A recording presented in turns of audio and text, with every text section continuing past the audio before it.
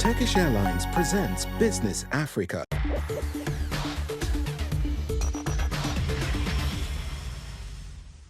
Greetings and a warm welcome to today's edition of Business Africa. I'm your host, Afolake Onyiloye. The top stories this week.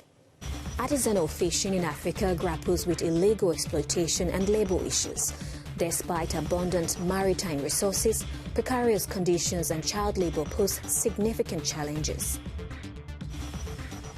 Increased demand and commodity inflows spark concerns as Uganda's shilling dips 4%. Traders face rising import costs amid currency depreciation. Africa emerges as economic powerhouse as it dominates the list of world's fastest growing economies in 2024. A report from the African Development Bank reveals. Africa, the cradle of immeasurable maritime riches, is also the scene of major challenges in the artisanal fishing sector. Between illegal exploitation of the waters, precarious working conditions and child labor, artisanal fishing on the continent faces crucial challenges. Noel Tadegno reports. Artisanal fishing is a vital economic pillar in Africa, but it faces major challenges that threaten its sustainability and the well-being of those who depend on it. We barely make a living from fishing, and we have no support. Illegal exploitation of African waters by foreign vessels is depriving local fishermen of their livelihoods, threatening food security and economic stability. The first scourge we face is what we call illegal fishing. In practice, 47% to 50% of our fish is caught illegally. We're losing almost $2.5 billion. Regulations that exist in many countries, but unfortunately are not enforced. As a result, fishing is not responsible under certain conditions. The sector's players often discuss these challenges as well as working conditions. A meeting held in Casablanca, Morocco recently tackled the use of child labor in the fishing sector. Thousands of children work as fishmongers in fishing communities. It is a problem that really disrupts children's development at all levels. In the face of these challenges, integrated approaches are imperative, with the establishment and reinforcement of solid legal frameworks at both national and continental levels, initiatives focused on strengthening education systems and raising awareness among stakeholders. Mr. Taufik Kitri is the Executive Secretary at the Ministerial Conference on Fisheries Cooperation among African states bordering the Atlantic Ocean. He joins us from Rabat for more on that report. Welcome to the show. Now, how do decent working conditions in the African fishing industry impact market dynamics? I think it's time to devote our energies and efforts to setting up social protection systems and, above all, health protection and access to social benefits, especially medical care, in view of the arduous nature of the work. Therefore, when these working conditions are met, I think that the output of seafarers and fishing communities will be high, and productivity too. So the whole value chain will be pulled upwards, and this will obviously help to boost the market you mentioned. Let's not forget that in coastal countries, fishing makes a major contribution to gross domestic product, for it is the men and women who contribute to it, commonly referred to as seafarers, who make up the wealth of the sector. Now, what are the economic effects of child labor in the fishing industry, and how do efforts to address this impact production costs? In many countries, fishing is of vital importance to the livelihood and well-being of thousands of families. However, it is also true that fishing activities expose fishing communities to complex challenges, not least the involvement of children in countless activities generated by the sector. This participation in the maritime fishing sector is often rooted in sometimes difficult social and economic realities.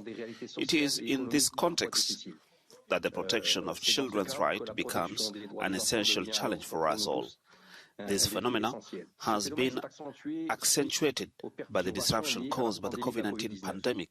So, with all the consequences on children's education, schooling, and psychological balance, I don't think we should be talking here about any kind of commercial productivity setback at market level, but about children's right to education and schooling. I think it will be more relevant to talk about the consequences other than those that could be induced and generated by child labor in the future, because it will be a whole economic and social stability that could be impacted.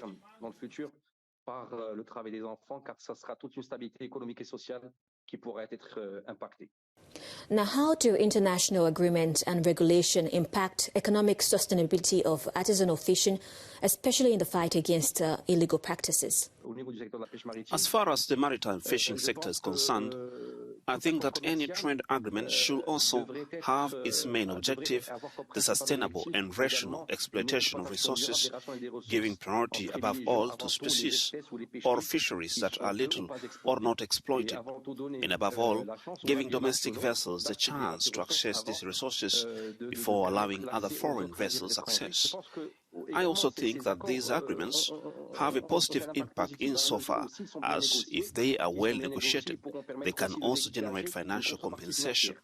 So, when you create a partnership agreement or a fishing agreement, the country that receives the foreign vessels does so in return for a financial contribution or payment of rights and royalties. This partnership agreement could be a source of funding to identify ways of combating illegal fishing. Thank you so much for your time. You are welcome. The Uganda local currency, the shilling, has depreciated by about 4% since the beginning of the year. Financial analysts attribute the shift to increased demand from offshore investors, coupled with commodity inflows. Currency market traders suggest the situation is likely to remain volatile. Here's more to the story. Edward Intare imports clothes from China. His last consignment, ordered last month, has cost him more because of the depreciation of the Uganda shilling. I now need more money to get just $10,000 to import my things. If I do not have that extra money, I am affected. I either have to find that money or order fewer things. The Uganda local currency appreciated strongly against the dollar at the end of 2023, ranging between 3,600 to 3,700 shillings to a dollar. The central bank says the local currency has fallen to 3,910 over 3,930 per dollar, with expectations that it could breach the 4,000 shilling mark in the coming days. There's the general strengthening of the dollar, particularly against currencies of emerging and frontier countries, which partly explains why we've seen a recent weakening. Last year, Uganda's Ministry of Finance reported a general depreciation of currencies in the East African region.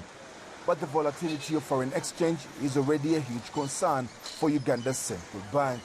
The knock-on effect is being felt by traders like Intare, and it likely could get worse. The likely impact of all this is feeds into fuel prices. Fuel is a key ingredient in every sector of the economy. So we shall see production costs going up, which means nationals or citizens will have to dig deeper because of the high cost of living, and that also drives inflation. The central bank says inflation is projected to stay at around 3% for the first half of this year. The target is to keep it below 5% in the mid-term. Africa is poised to lead the global economic charge in 2024, with 11 of its nations securing spot among the world's 20 fastest growing economies. This is according to the latest report from the African Development Bank Group. Have a look. The latest macroeconomic performance and outlook MEO report by the African Development Bank unveils promising forecast for Africa in 2024, projecting robust growth that outpaces the global average.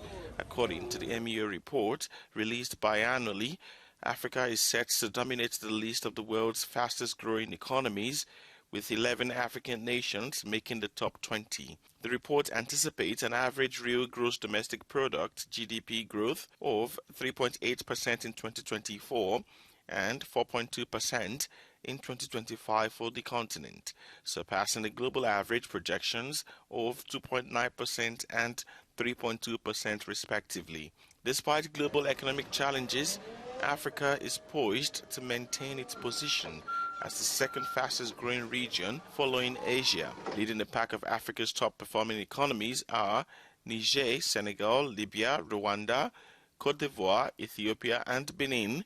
Others are Djibouti, Tanzania, Togo and Uganda. The African Development Bank Group has emphasized the need for increased financing and policy interventions to sustain Africa's growth momentum.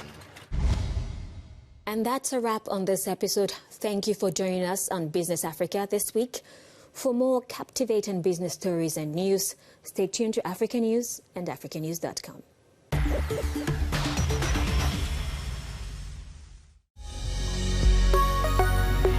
Business Africa was presented by Turkish Airlines.